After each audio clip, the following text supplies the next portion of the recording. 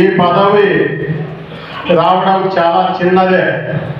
ఎందుకంటే ఆయన సుదీర్ఘ కాల ప్రయాణంలో ఏకాంతంగా ఒక పార్టీని నమ్ముకొని ఆ పార్టీకి వెన్నదిన్నగా ఉంటూ ఎప్పుడు ఆ పార్టీలో మరి ఎక్కువ పాత్రధారులుగా ఉన్నందుకు 25 సంవత్సరాలు పైగా పని చేసినాడు. కాబట్టి ఈరోజు మన ఒక డైరెక్టర్ పదవి రావడము నిజంగా మనందరము ఈరోజైనా మనము సంతోషించాల్సిన అవసరం ఎంతో ఉన్నది. మరి అదేవిధంగా గత 5 సంవత్సరాల కిందట మరి ఈ జిల్లా నుంచే పెద్దలు గౌరవనీయులు మరి రంగనాన్న గారు కూడా ఆయన ఎన్నో పోరాటాలు చేసి ఎన్నో కార్యక్రమాల్లో మనందరికీ ఎన్నదిండిగా ఉంటూ కూడా ఆయన కూడా ఒక పార్టీని నమ్ముకొని ఆ పార్టీలో ఉన్నందుకు ఆయనకు మన జిల్లాకి చైర్మన్ పదవి ఇచ్చినారు. అయితే ఆ చైర్మన్ పదవి ఇచ్చినారు కానీ ఎక్కడే కానీ ఆ పదవికి నిజంగంటే ఎంత ఉండేదో మనందరికీ తెలియదు. అంత బడ్జెట్ ఉండేది. మరి ఆ ప్రభుత్వంలో ఎక్కడే కానీ ఒక్క రూపాయి కూడా ప్రజలకి ఇవ్వకపోవడము మనందరూ దురదృష్టం. మరి ఆయన కూడా ఏం చేయగలుగుతాడు? 56 కార్పొరేషన్లు ఉన్నాయి. 56 కార్పొరేషన్లో ఏ ఒక్క కార్పొరేషన్ కూడా ఒక్క రూపాయి ఇచ్చిన పాపన పోలేదు ఆ ప్రభుత్వంలో. మరి అటువంటి దుర్మార్గమైన పరిపాలనకు మాలాంటి వ్యక్తులంతా కూడా అనంతపురం జిల్లా నుంచే కాదు రాష్ట్ర స్థాయిలో ఎన్నో వ్యతిరేకమైన పోరాటాలు చేసి ఆ ప్రభుత్వాన్ని ఈరోజు కన్నుమరుగైతట్లా చేయడంలో మనందరి పాత్ర ఉందని చెప్పి నేను ఈ వేదిక ద్వారా తెలియజేస్తున్నాను. మరి అదేవిధంగా ఇప్పుడు అనంతపురం జిల్లాలో మన పరమేశ్వరులకి ఇప్పటికైనా మంచి అవకాశం వచ్చింది. మరి దాదాపు 7 నియోజకవర్గాలు అన్న పరిధిలో ఉంటాయి.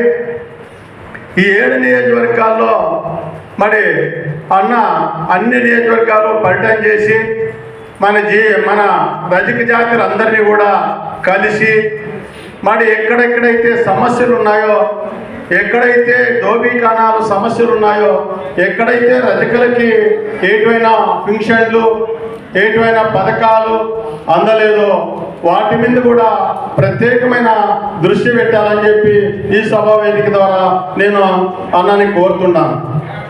ఎందుకంటే ఈరోజు ఒక 100 మంది ఈ సభకు రావడం జరిగింది. మరి ఆయన చేసే సేవలకి రేపు ఆయన దిగిపోయే రోజు దాదాపు ఒక 1000 మంది వచ్చి ఇలాంటి సభ పెట్టి ఆయన ఘనంగా సాగనంపించే రోజు కూడా వస్తుంది. మరి ఆయన చేసే ఇంతవరకు చేసిన పోరాటం వేరు, ఇప్పుడు జాతి కోసం చేసే పోరాటం వేరు.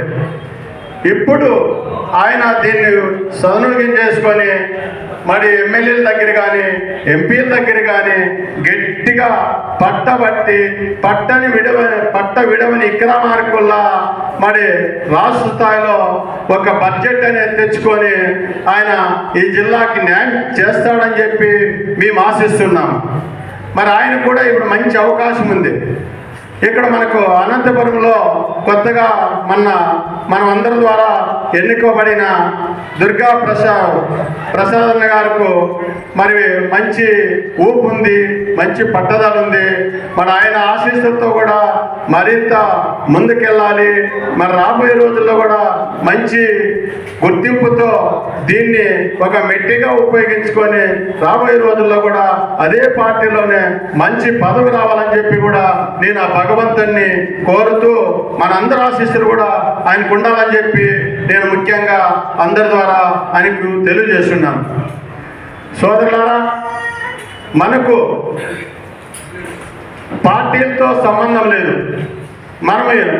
మన జాతీయులు అన్ని పార్టీల్లోనూ ఉన్నాయి.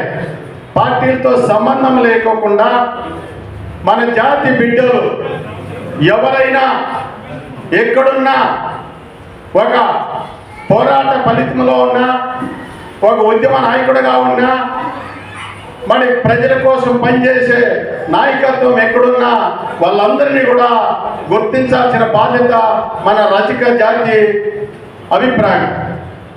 అది ఏకాభిప్రాయంతో రావాలి. మేము ఈ పార్టీ కాదు, మేము ఆ పార్టీ కాదు అనేది కాదు, పార్టీ కాదు. ఇక్కడ మనం కులం తరపున ఒక కులం అనేది ఒక తాటి మీద గట్టిగా వచ్చి మన వాయిస్ వినపడితేనే ఎక్కువగా ఎక్కడ కలిసిన 500 మంది నుంచి 1000 మంది 2000 మంది దాకా మన సభలు సమావేశాలు జరిగితేనే రాబోయే రోజుల్లో బలమైన సాధించుకోవాల్సిన అవసరం ఉంది. మనకి ఇవి కాదు కావాల్సింది.